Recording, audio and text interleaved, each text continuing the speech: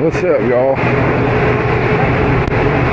Today's episode, we're going to take y'all to one of the local hot spots around here, and we're going to take a look at some interesting wildlife, and we're going to share this with you guys.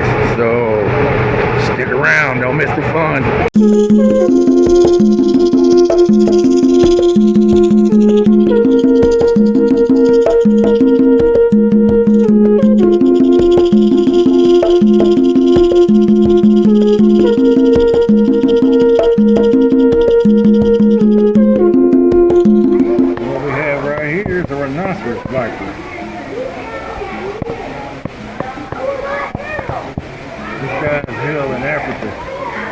Awesome, deadly, but awesome. Look at the coloration on this snake.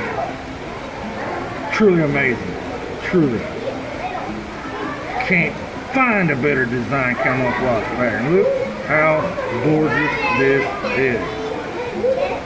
Woohoo! Here we have a puff adder. These guys can be found in Africa. They can hit. They're kind of like a heavy-bodied snake, kind of like the North American diamondback species.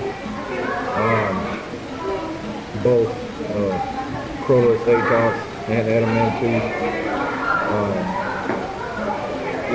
The diamondback species can get up to 8 feet. Sometimes they've been found longer than that, actually. But it's a heavy-bodied. They're still considered a heavy-bodied venomous snake. Well, same here with the puff adder. Get up to about 5, 6, 7 feet, somewhere in that area. Extremely potent venom. Extremely.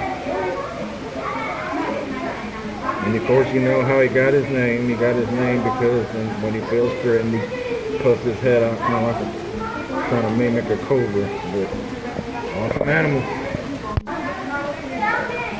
And you want to see an animal very close to, related to the diamondback. Speaking of which, this is the Guyana cascabel. That's Guyana cascabel. That is Crotalus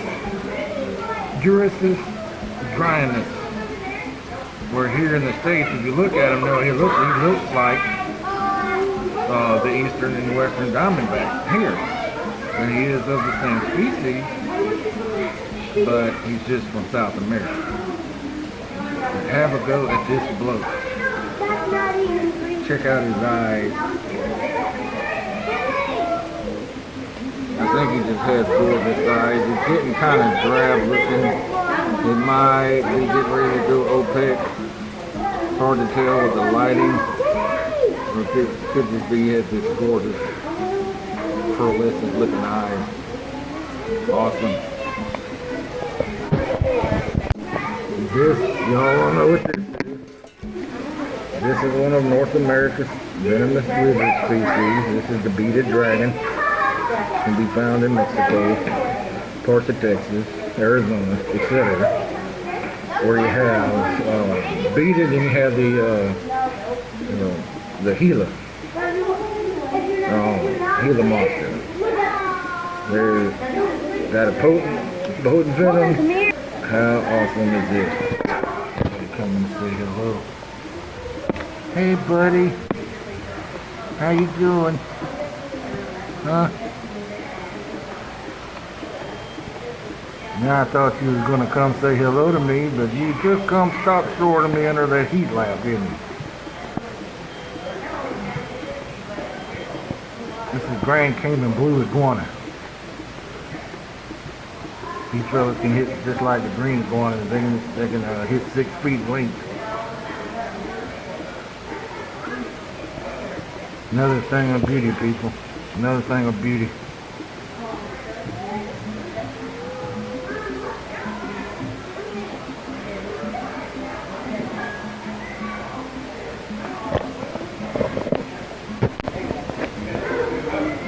This is the cousin But what you just seen a little bit ago, the Gila monster, is the cousin of the bearded dragon.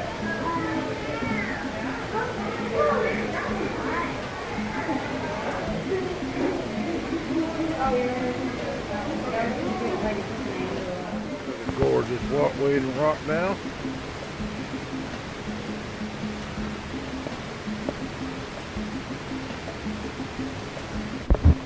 I had a video that I done earlier about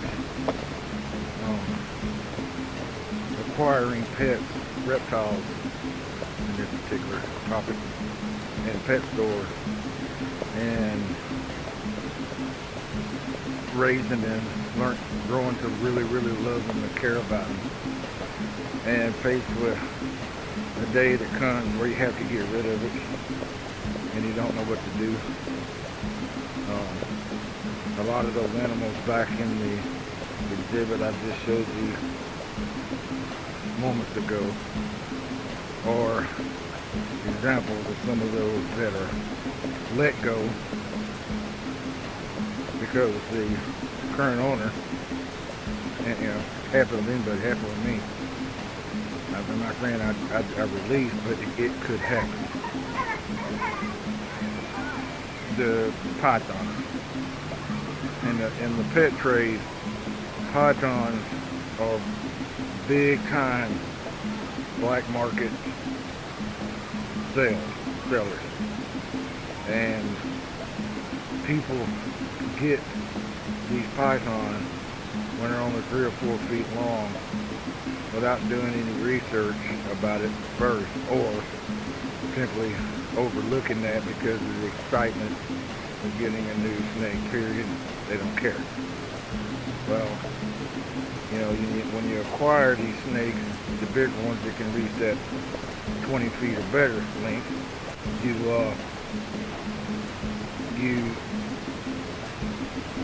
you're completely blind, because when you get the snake, he's only 4 or 5 feet long. And you're completely blind to the fact that 7 to 10 years later, the snake is 12 to 16 feet long, and you've got nowhere to put it anymore. I mean, do you really want to keep an animal of that length in a daggum 50-gallon aquarium? I mean, when you think about it in retrospect, it'd be like cramming you down in a cardboard box and expect you to live there. I hated it. When I operated my facility, I facilitated non-native reptiles. And I had boa constrictors, I had Burmese python, King Kong, I called him. He was 12 feet long. And I kept him in a 4x4x4. And every day that I had to go out there and face him in that 4x4x4, he killed me. Because it's just too small. Just too small. And the only difference is nothing I could do with him. I'm not going to turn him loose into Mississippi or Texas habitat. That's not where he belongs. But way too many times we have people that are going to have to move and can't take these animals with them. Sometimes the zoos will take them off your hands. Oftentimes it won't. And you're either going to have to give them away, or you're going to have to do something that's unthinkable. Please do not put that animal in the wild if he's not from there. I hate to even hear myself come close to saying this, but if I've got to move and nobody will take that snake away from me or whatever, or I can't give it to a zoo, it pains me to say this, but I'll have it destroyed. Because if you put him in a habitat he don't belong in, And then he starts meeting up with other ones put in that same habitat that those people didn't care about. Then you start running into problems like you got down in Florida, where they're overrun by iguanas and pythons. And it tears my heart out from one end to another. These pythons are being destroyed every day because they're not native. They're just trying to survive by knuckleheads turning them loose because they didn't want to hurt it or couldn't take it with them. You need to be sure before you go get one of these. I'll always recommend that if you want a pet, get a goat, get a dog or cat, or a chicken, something, because reptiles, I don't care how many people will tell you where you're going to hear it, who's going to say what. Reptiles cannot be domesticated. Yeah, they can learn to be, being around you. They can get accustomed to being around you, but you can't domesticate them. They're always going to look for a way out. You see a lizard, an iguana, or a snake running back and forth in their cage or doing whatever. He's not trying to be cute. He's trying to escape. They don't want to be there. So please keep this in mind. Please. Reptiles really do not serve as good pets. They're better left out there in the world that they belong in, doing what they were designed to do. Keep that ecological system excellent.